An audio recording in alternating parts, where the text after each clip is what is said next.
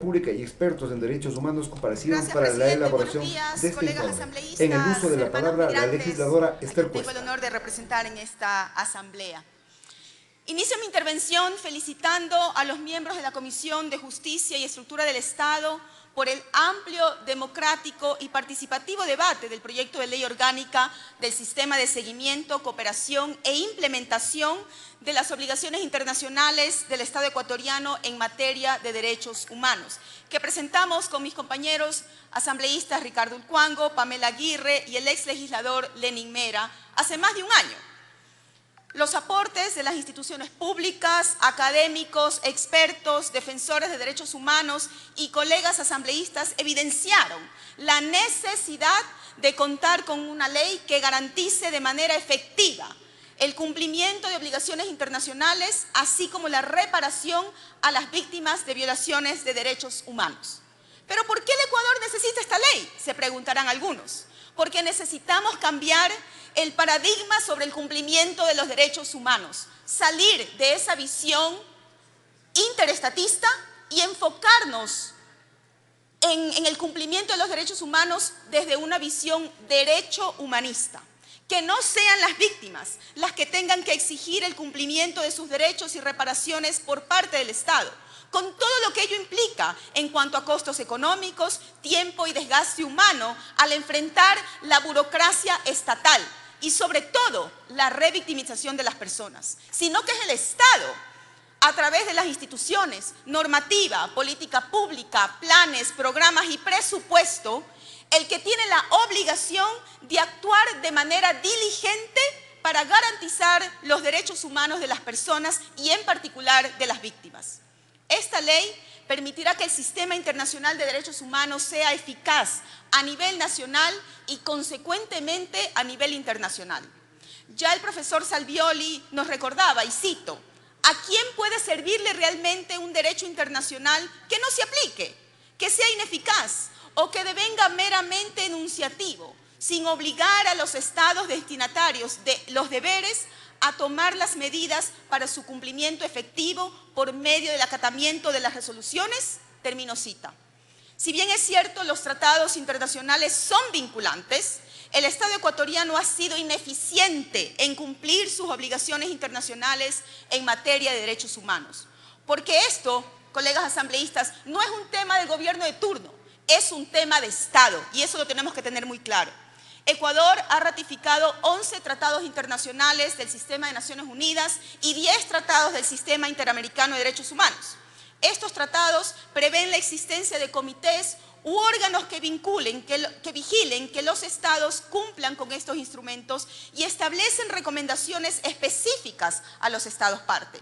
Muchas de estas recomendaciones son claras, expresas y exigibles, y el Ecuador no las ha cumplido. Señor presidente encargado, solicito que por secretaría se lea el artículo 93 de la Constitución de la República. Señor secretario, por favor, proceda con lo solicitado. Con su venia, señor presidente.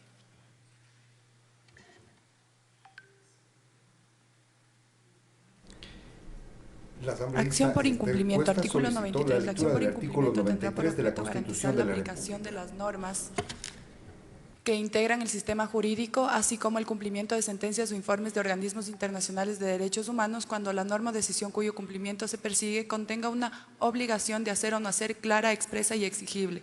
La acción se interpondrá en la Corte Constitucional. Hasta ahí la lectura, señor presidente. Gracias, señor secretario. La Constitución, colegas asambleístas, claramente establece que los informes de organismos internacionales de derechos humanos se tienen que cumplir cuando contengan una obligación clara, expresa y exigible.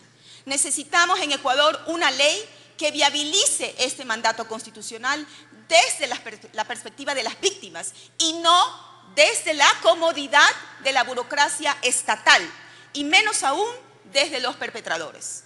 Imaginemos un Ecuador que haya cumplido con las recomendaciones vinculantes de los organismos internacionales de derechos humanos. Por ejemplo, Si hubiésemos cumplido la recomendación del Comité de Derechos Económicos, Sociales y Culturales del año 2019 de no rebajar el gasto social en las áreas de educación y salud de los niveles alcanzados en el 2018, habríamos garantizado la educación de miles de niñas, niños y adolescentes y jóvenes, alejándolos de las mafias y de la droga.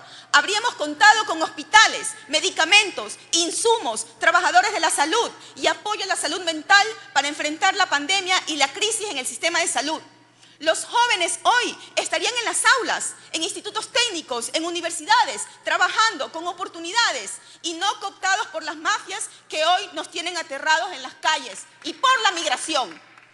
Si hubiésemos cumplido con la recomendación del Comité de los Derechos del Niño del 2017, que requería aplicar un enfoque que tenga en cuenta los derechos del niño a elaborar el presupuesto del Estado mediante un sistema de rastreo que abarque todos los gastos relativos a la infancia y la adolescencia e incluya análisis de impacto desglosados por género sobre la medida en que las inversiones en un sector determinado pueden contribuir al interés superior del niño, habríamos contado con presupuesto designado al desarrollo integral de nuestra niñez, a su educación integral, a la salud, a la protección social, al sistema de cuidado, y no tuviéramos el nivel de desnutrición crónica que tenemos hoy en Ecuador, que supera el 20% del total de niños menores de 2 años. Es decir, 1 de cada 5 niños en el Ecuador tiene desnutrición crónica.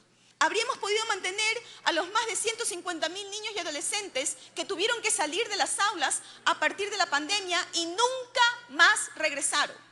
Habríamos permitido el acceso de niños a centros de desarrollo infantil. Hoy, solo 4 de cada 10 hogares con niños menores de 5 años puede hacerlo. Si hubiésemos cumplido con la recomendación del Comité de Derechos Humanos del 2016, en el cual nos requería que el Estado mejore las condiciones de detención y elimine el hacinamiento, asegurando la aplicación efectiva de las normas relativas a medidas alternativas de privación de libertad que prevenga y ponga fin a la violencia en los lugares de privación de libertad, habríamos evitado en los últimos 7 años más de 500 muertes violentas en centros de detención, gente bajo custodia del Estado.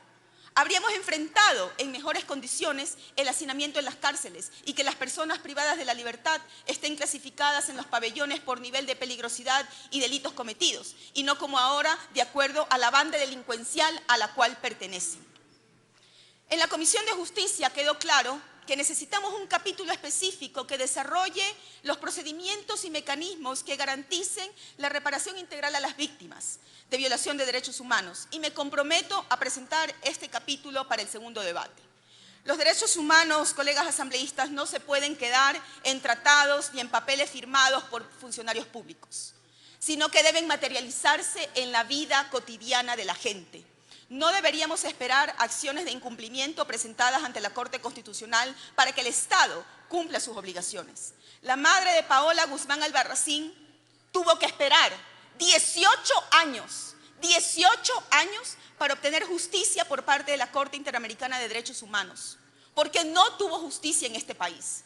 Que nunca más tengamos que peregrinar para que el Estado cumpla sus obligaciones en materia de derechos humanos. Los derechos humanos no son filantropía, no son caridad, son cumplimiento obligatorio por parte del Estado. Y esta ley, colegas asambleístas, es una demanda histórica de las víctimas de derechos humanos, que han tenido que enfrentarse al poder abusivo del Estado y la ineficacia del sistema internacional de derechos humanos. Esta ley puede cambiar el futuro del Ecuador. Gracias. La legisladora Esther Cuesta.